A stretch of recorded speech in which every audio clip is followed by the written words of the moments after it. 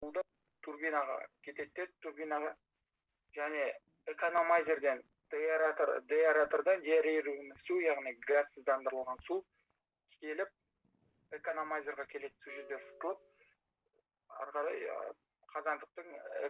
қазандық яғни топкасының экранның трубалары арқылы ысытылып, ол қайтадан буға айналып турбинаға барады.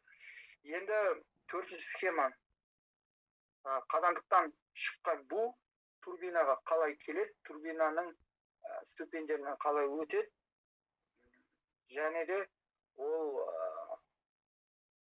конденсаттары, ПНД, ПВД, конденсатордың ПСГ деген бар. Оның бәрін қазір түсіндіріп айтамын, соның конденсаты қазандыққа қалай баратынын түсіндіріп. Естіліп тұр ғой,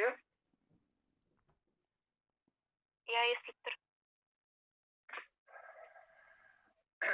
Сендерде енді сабақ түсіндіріп қайта кіріп.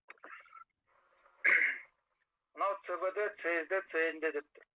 Бұл цилиндр высокого давления, цилиндр среднего давления, цилиндр низкого давления. Бұл жерде барлығы бір ротордың бойында орналасады. Бір ротордың бойында бір вал орналасады, бір валдың бойында. Ротор ол қозғалатын бөлігі, ал вал қозғалмайтын бөлігі. Ротор айналады. Ротор ЦВД, ЦСД, ЦНД, ЦНД-дан кейін ар жағында генератор тұрады. Яғни ротор ЦВД, ЦСД, ЦНД барлығы айналған кезде генератор да айналады, генератордың ішіндегі валы да. Генератор турбина айналғанда ротор, генератор айналған кезде ол тоқ береді, электр энергиясын береді, генератор айналған кезде. Енді ЦВД-ға қалай келеді? Бірінші ЦВД-ға бізде қазандықтан острый пар дейді, яғни жаңа қаныққан бу келеді. Немесе жаңа қызған бу дейді. Оның температурасы 550 әртүрлі болады. 550-560 шамасында сондай болады температура. Ал қысымы 12-де 8 болады, 13 мегапаскаль, немесе 130 килограмм болады. 130 килограмм, 120 килограмм, 128 килограмм дейді әртүрлі. Примерно осындай давлениеде келеді. Енді ЦВД, ЦСД сендер көріп тұрсыңдар, ЦВД мен ЦСД бір-біріне қарама-қарсы орналасқан. Яғни конустар үлдес, бірақ бір-біріне қарама-қарсы орналасқан. ЦСД-да екі жаққа бөлініп кетеді. Мысалы, ЦВД-да айнап, ЦСД-да оған қарама-қарсы тұр. А ЦНД-да керісінше екі жаққа бөлінеді. Енді бұл неге? ЦВД-да біз білеміз, пар острый болады. Яғни, мына жерден бізден пар келеді. Пар келіп, ол ротор айналған кезде ұлғайып, температура көтерілген сайын ұлғайып, температурасы түсіп, Аға, естілмей кеттіңіз. Мышқа ұзғанша естілмейді. Енді естіліп тұр ма? Иә. ЦВД-да мынау жақтан пар келеді да, ол ұлғайып, температурасы көтеріледі. Ұлғайған сайын температура түседі ЦВД-да. Температура түскеннен кейін біз оны қайтадан параперегревательға жібереміз. Қайта буды қыздырып, трубалардан өткізіп, қайрадан ЦСД-ға келеміз. ЦСД-дан келген кезде, ЦСД-дан мына жақтан келеді да, ол қайра ЦНД-ға қарай ұлғаяды пар. ЦСД-ға қарай ұлғайғаннан кейін оны біз ЦНД-ға береміз. ЦНД-ға неге екі жаққа барады? Себебі пардың көлемі, яғни будың көлемі ұлғайған кезде, егер ол бір бағытпен жүрсе, ұлғайған кезде, қатты ұлғайған кезде, біздің анау роторымызды сындырып жібереді. Немесе ротордың валдарды, роторға бекітіліп тұрған валдар болады. Вал деген әртүрлі болады. Қайқы тұрады. Себебі анау буды бағытын өзгертіп жүреді. Мысалы, бірінші сендердің валдарың кішкене 25 градусқа мысалы қайық орналасса, екіншісі пар келген кезде оған келіп үшіншісіне жіберетіндей, яғни солай бағыттарын өзгертіп тұратындай орналасады. Бірақ будың көлемі цельді ұлғаяды. Бу қай кезде ұлғаяды? Температура түскен кезде будың уже бу суға айнала бастайды сол кезде. Бірақ цельді айналмайды. Сол кезде ұлғайған кезде ол біздің роторда орналасқан валдарды сындырып жіберуі мүмкін. Сондықтан цельдіда келген пар екі жаққа бөлінеді. Екі жаққа бөлінген кезде оның көлемі екі жаққа бөлініп азаяды. Сондықтан цельдіда екі жаққа бөлінеді. А цельдіда бір-біріне осылай орналасу себебі ол ЦВД-дан пароперегреватель алып, қайрадан цельдіға келеді. Одан кейін цельдіда екіге бөлінеді. Арма қарай конденсаторға кетеді. Енді жалпы турбинаны пар қалай келеді? Бірінші ол турбинаны жаңадан іске қосқан кезде, екінші турбинаны біз аварийный уақытта қосқан кезде, немесе үлкен грестерде, тецтерде болады резервный турбина деген. Бірақ бұл көбінесе экипастузский грес 1, грес 2-лерде осында резервный турбина деген болады. Бірақ резервный ол әртүрлі болады. Аварийный мен жаңадан қосқан кезде қалай келеді? Острый пар келеді, яғни бірінші 550 градуспен келген кезде біз оны бірден турбинаға жібере салмаймыз, ЦВД-ға. Цилиндр высокого давления. Себебі біздің турбинамыз әлі іске қосылмаған, ол салқын болып тұрады. Сондықтан іске қосылып тұрған кезде ол салқын болу үшін біз мынау сыртындағы перепускной труба дейді. Мынау сыртындағысы бізде перепускной трубалар дейді. Осы перепускной трубалармен АЗВД деген бізде штопорный клапан. ГПЗ деген главная паровая задвижка дейді. Мына екеуі байпас. Дұрыс естілмей тұр ағай. Мынау мышканы қозғалтсаң естілмей қалады. Мышканы көрсетейін десең. Естіліп тұр ма енді? Иә. Мына жерде 202 деген бар мына жерде. Ол 202 деген байпастар болады. Главная паровая задвижканың байпастары. 201 главная паровая задвижка ГПЗ дейді. Анау АЗВД деген автомат затвор высокого давления дейді. Яғни стопорный клапан немесе. Бірінші острый пар келеді 550 градуспен где-то 12-13 мегапаскальмен. Бірақ біз острый парды бірден турбинаға бермейміз. Ең біріншіден біз асықпай, байпастарды ашып, байпастар арқылы перепускной трубалармен турбинаның бойын қыздырамыз. И турбинада, білесіңдер, ротордың айналу жылдамдығы 3000 болады. 3000 оборот болады. Неде соны 500 оборотқа дейін біз айналдырамыз, ақырын ротордың бойын қыздырып, роторды қыздырамыз, жаңағы корпусты қыздырамыз, сыртында турбинаны жауып тұратын. Корпусын қыздырамыз, 500-ге дейін апарамыз. Содан кейін 500-ге апарған кезде біз слух деген болады. Ананы турбинаның жанына барып, арнайы еститін болады. Сонымен естиміз ротордың бойында. Ол ешқандай не болып жатқан жоқ па, жаңағындай. Турбиналарда ақау болып жатқан жоқ па? Немесе турбиналарда анандай валдар секрет қозғалып, егер қатты нагрузка болған кезде сондай болып жатқан жоқ. Сосын біз қараймыз. Анау неде машинисттер хабар беретін жақта обходчиктар жүгіріп жүреді, қарап. Сосын оборот 500-ге барған кезде келіп айтады. Оборот 500-ге барды дейді. Сосын 500-ге барған кезде біз оны бір жарты сағат ұстап тұрамыз 500 оборотпен.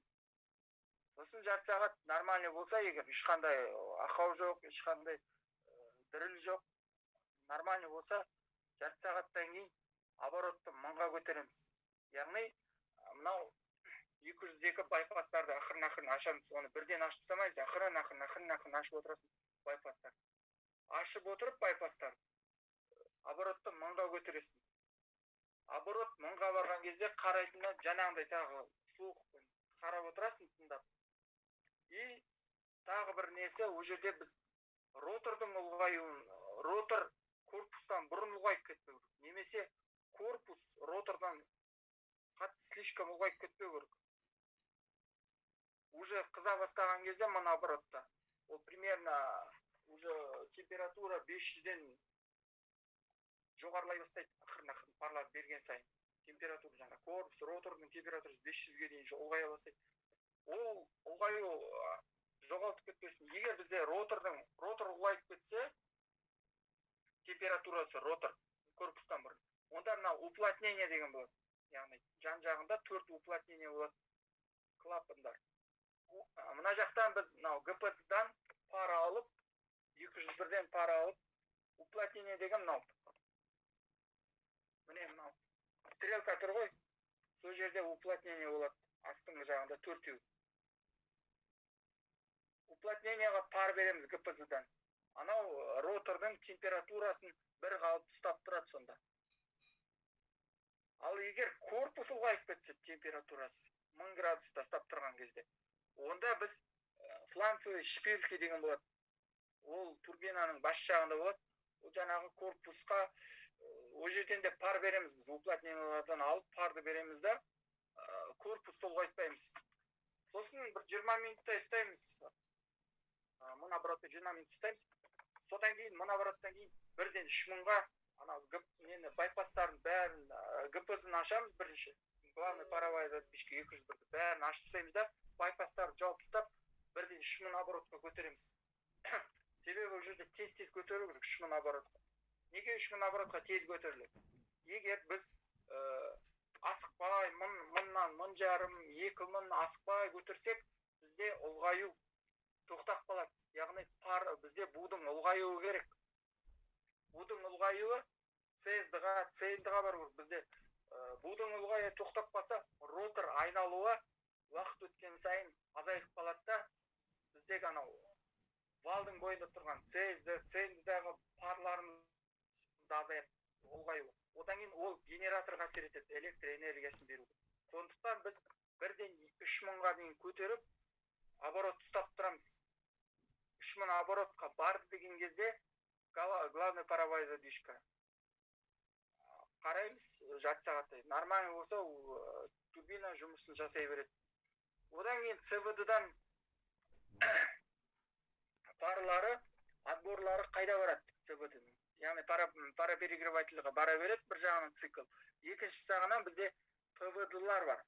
ПВД бар, ПНД деген бар. ЦВД-дан бір ғана отбор болады. Ол подогреватель высокого давления ПВД. ПНД деген подогреватель низкого давления. ПВД-дан отбор, ЦВД-дан отбор ПВД-ға барады. Төмен қарай түседі.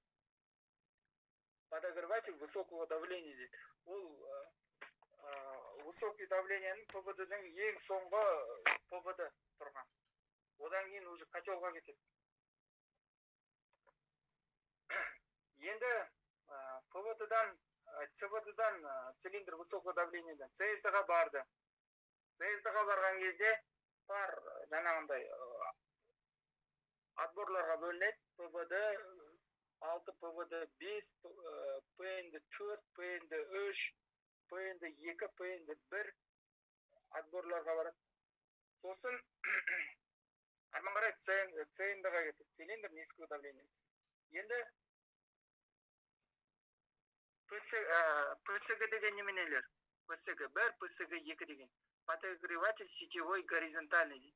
Ол мынау халыққа теплотранзитпен келетін, біздегі үйдегі ыстық су, ГВС, горячий водоснабжение, одан кейін отопление, осының бәрі мына ПСГ арқылы келеді, халыққа келеді. Ол ПСГ-лар буды қайдан алады? ПСГлар буды мысалы неден алады, CSD-ден алады отбор. Яғни ол отборды CSD PND 2-ге берген бұл отборының бойында еще PSG 2-ге, PSG 1-ге барады отборлар. Будың отборлар. Енді PSG 1, PSG 2-де примерно температура 150 градусқа дейін қыздырылады магистраль. Сосын ол пока потребительдарға барам дегенше, үйге кірем дегенше 70 градусқа дейін түседі температура. Открытый болады и закрытый система. Открытый система, закрытый. Қазір көбінесе закрытый система 70 градусқа дейін барады. Одан кейін CND-дан конденсаторға барады. Конденсаторда уже бізді ұлғайып жатыр. Будың температурасын буды суға айналдыру керек. Конденсатордан циркуляционный вода. Оны біз қайдан аламыз? Циркуляционный вода ол ПЭЦ-тің жанында үлкен башнялар болады, екі градирный. ПЭЦ-ке барған, ПЭЦ-ке барған көрген градирный. Вот сол градирныйда су келеді. 20-30 Цельсий градус температура, где-то 2-3 килограмм қысыммен. Ол просто теплообменник сияқты болады конденсатордың іші. Пучок дейді. Пучок деген трубалар болады. Сол пучоктардан салқын су өтеді. 20-30 градус. Ал жаңағы CND-дан келген пар сол неден өтеді. Трубалардың бойымен өтіп, анау салқын су температураны түсіреді. Будың температурасы. Бұл конденсатқа айналады. Бұл конденсатқа айналып, мынау төмен қарай түседі конденсат. Ол конденсаты, яғни суы, основной конденсат деген болады. Үлкен линия основной конденсат. Бұл жерде PND-дің да конденсаты болады, PVD-ның да конденсаты болады, PSG-лардың да конденсаты болады. Бір линияға болады, основной конденсат деген. Соған барады. Ал цирквада ол тұйықталған цикл, яғни теплообменникке кіріп, бірден шығып қайрадан су үшін температура қызып кетті ғой. Деаэраторға барып, температура су. Ол градирныйға барады қайрадан. А градирныйда ашық ауа уже температураны түсіріп тұрады. Салқын күндері, яғни қысты күндері мүлдем температура азаяды ол жерде. Енді PND, PVD деген қандай? PND-да, PVD-да, PSG-да, оларда теплообменник сияқты. Араларынан, яғни трубалар өтеді, трубалардан сулар өте бастайды. Суды біз пар беріп қыздырамыз. Қызғаны, яғни үстінен пар береміз ғой оған. Керісінше пар береміз. Су қызып, ары қарай буланып жүре береді ары қарай. Буы суық қалған конденсат болып астына түседі. Конденсаттан насос арқылы сорып аламыз. Яғни насос арқылы. Неге? Себебі температура ол жерде қысым аз, сондықтан насос арқылы сорып. А PVD-да біз насос қойылмайды. Себебі будың қысымы жоғары болғандықтан, будың қысымы суды төмен қарай итереді. Конденсат, яғни суды конденсат төмен қарай итеріп, ол барлығы основной конденсатный линияға түседі. Сосын основной конденсатный линиядан деаэраторға барады. Деаэраторға барғаннан кейін ол жерде деаэратор мантоварка сияқты болады, кәдімгі үйдегі мантоварка сияқты. Тарелкалары бәрі сондай болады, дәл сондай тарелкалар. Тесіктері болады арасынан. Вот содан біз жоғары жақтан су береміз. Су жаңағы основной конденсаттан келген су жоғары жақтан келеді. Біз турбинаның отборларынан астыңғы жағынан пар береміз. Яғни основной конденсаттан келген су температурасы примерно қанығу температурасынан төмен, яғни 100 градустан төмен болады. 80 градус, 90 градус сондай болады. Сосын ол конденсатына келген су төмен қарай түсіп, ал біздегі пар жаңа конденсаттың бойындағы газдарды жоғары қарай көтеріп алады. Өзінің будың бойымен көтеріп алады да выхлоп деген болады деаэраторда жоғары жағында ауаны шығарып отырады газды O2 газын шығарып O2-ні шығарып отырады деаэрация деген осы ал су жаңағы төмен қарай түсе береді да бак аккумулятор деген болады деаэратордың бакы болады үлкен бакы вот соған су түседі выхлопы яғни деаэрациясы ашып отырады оны обходчиктар ашып газын шығарып отырады енді бакта үлкен бак болады объемы оның ішіндегі су қайда барады ол питательный насос арқылы сорып алынып неге жіберіледі экономайзерға жіберіледі температура деаэраторда 120-130 цельсий градус болады примерно судың температурасы қысымы 6 килограмм болады 6 мегапаскаль сондай болады қысымы ол 6 килограмм жаңағы біз алғаннан кейін оны экономайзерға жібердік экономайзерда артынан қарай қазандықтың процесі жалғасады жаңағындай уходящий газдармен экономайзердағы су қыздырылып барабанға барылады сосын барабанда пароводяной смеспен араласып буы параперегреватор қайраның турбинаға келеді суы қайра опускной трубалар дейді коллекторлармен экранный трубкаларға барады яғни топканың ішінде қыздырылып қайра барады прямоточный котелда бірден экранный трубаларға барып қыздырылып параперегреватель дейді ширма деген болады олармен параперегревательмен турбинаға барады схема осы тапсыратын сұрақтарың бар ма